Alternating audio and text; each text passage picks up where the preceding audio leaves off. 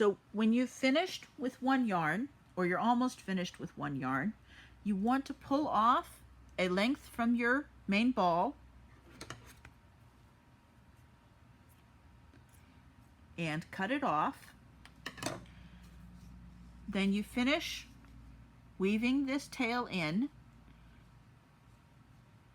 You can see I'm going to be going over that warp thread and under these two.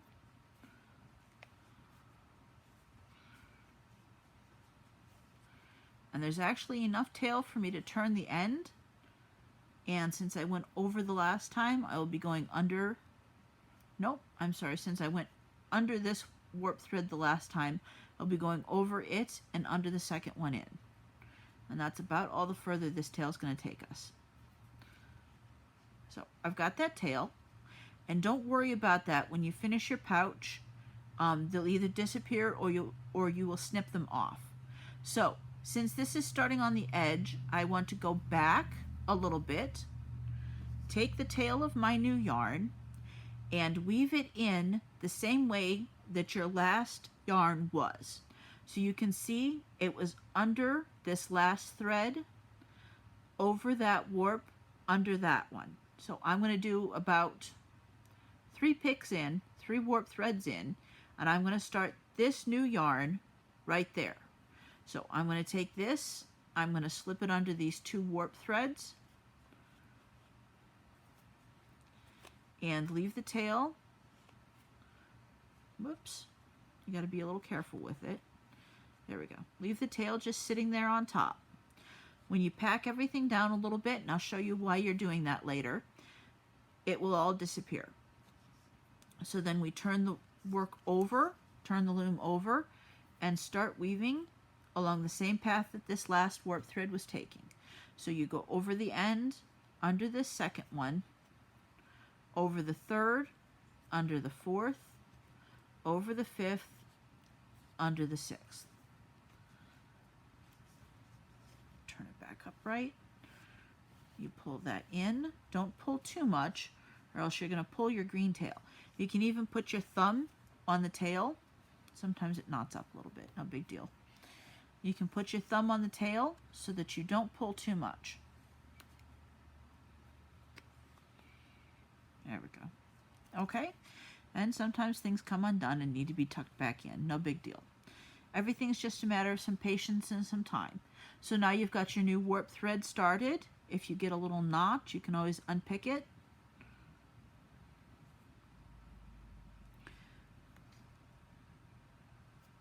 Yeah, that'll take a needle to get out.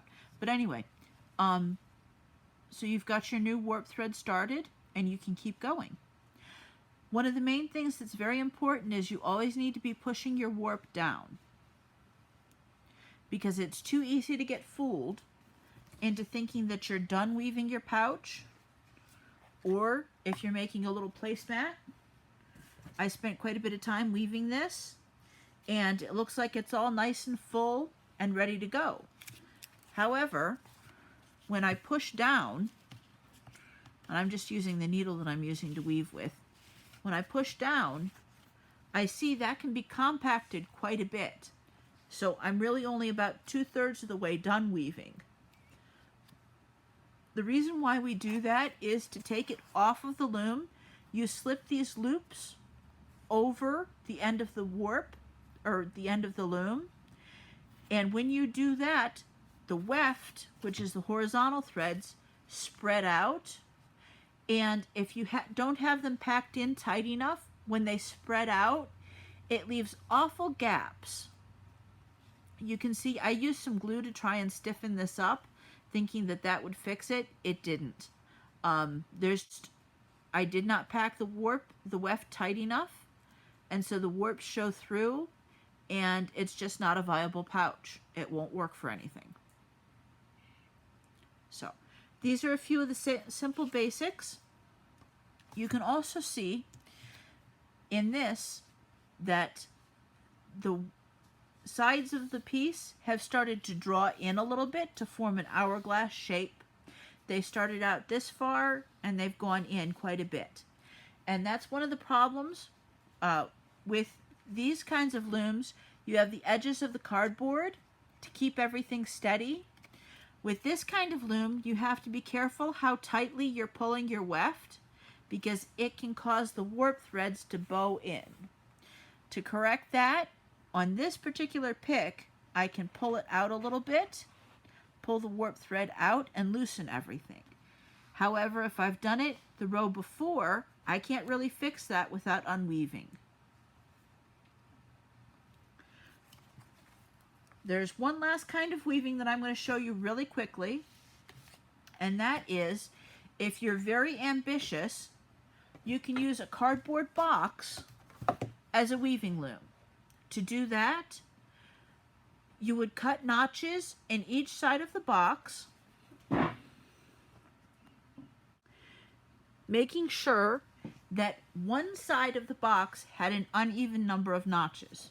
For example, on the sides, I'm going to want to cut 2 notches. So each of these sides I'm going to put 2 notches because they're just that right kind of size for 2 notches. So you can see the back will probably accommodate, we'll say 4 notches. So we'll put 1, 2, 3, 4 notches across the back. So since I've put an even number of notches on each of the sides and 4 notches across the back, I need to put 5 notches on the front. So we'll put 1, 2, 3, 4, and 5. From here we can start warping this loom. Again, pull a length of thread off, probably quite a bit. It's a pretty big box. I'll show you how to make a slip knot. We'll try that this time. So you take a piece of yarn and you make a loop. You always want to put the short end of the loop over top of the long end. Then you take part of the long end and you put it in the middle of the loop that you made, making another loop. And then holding the tail, you pull the middle loop through the other loop, and you've made a knot. Now we're going to take that knot and slip it over one of the notches in the loom that we made. And I'm just going to start on one end of the side that has 5 notches taken out of it. And just put that loop over like a lasso. And pulling on the long piece, tighten it down. It'll take a few tries to get it tight. There we go. So once it's tight, we will take the tail and tuck it to the inside of the loom. And then we take this warp thread, which is going to be in this notch, pull it down underneath the loom, up the next side, and in the notch. Once it's in the notch, again we go around the inside, go up the next notch, and go all the way back down underneath the loom,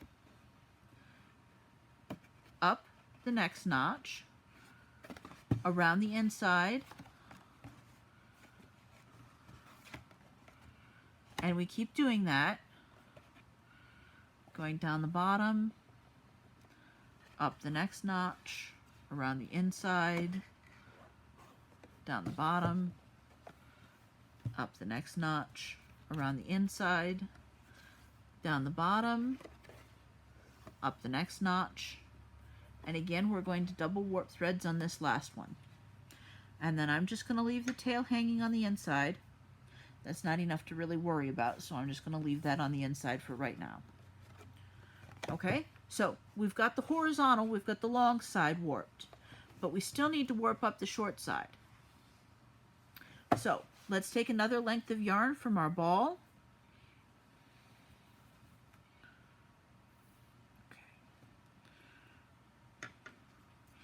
And cutting it off. Again, I'm just going to tuck the tail in. So start on one side, it doesn't matter, they're both the same. Tuck the tail in the loom, leaving about 2 inches of tail. Tuck it in the first notch. Now, this is where it's a little bit different. We're going to take this warp thread and we're going to weave it in the first warp threads.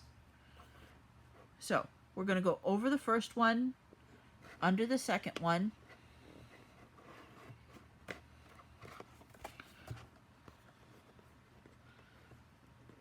get my fingers to work right. There we go. Under the second one, over the third one, under the fourth one,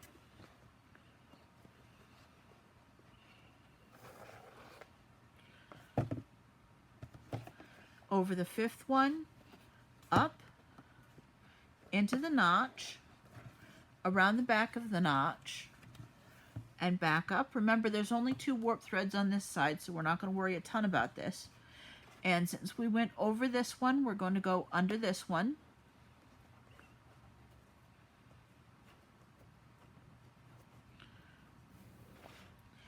Over the second, under the third. Over the fourth, under the fifth.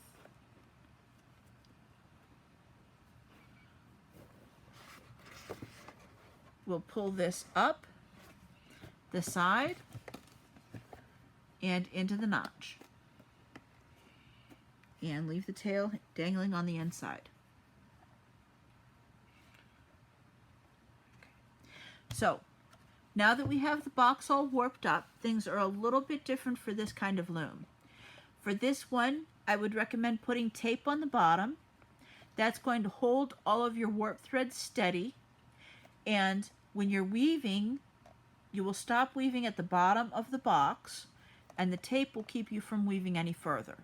You can see that here. I've got a smaller box, and the tape is here, which means that when I beg your pardon, when I'm weaving, it will stop right at the bottom of the box. Now, another neat thing that you can do with this is to tack down the warp threads on all of these other pieces. You will wind up taking your piece off of the loom. With the pouches, you will weave all the way up to the top. You will cut the loom open or cut it off completely and remove the warps from the notches, causing the pouch to puff up a little bit and gain its complete size, and it will be done. It will be a finished piece. With this, you're going to skip that last step of taking your piece off of the loom. You're going to take the ends, your notches, and fold them over and tape them down. So once they're folded over, you're going to take a piece of tape and just tape the edges down, and just keep doing that until they're all tacked down. And that means that once you've woven this to the appearance that you want it to be, so it's going to take less yarn than the rest of these, because as you saw with the pushing down of the warp threads, the weft threads earlier, you can weave a lot and push it down and still have quite a bit more to weave. With this one, you don't have to worry so much about pushing it down because it's never going to come off the loom. And once you're done, you'll have a nice little storage box that you can put anything that you would like in. Since it is just cardboard and you can see it's not the sturdiest thing in the world, you might want to put some kind of a weight in the bottom to keep it steady. So I hope that you have fun. Remember to experiment with colors, experiment with weaving techniques, try different kinds of boxes, try different shapes on the boxes. I would love to see what everybody comes up with. And if you have any questions, please feel free to post it on Facebook. If you're an introvert, check on your extroverts, and check back next week. We will be doing finger knitting.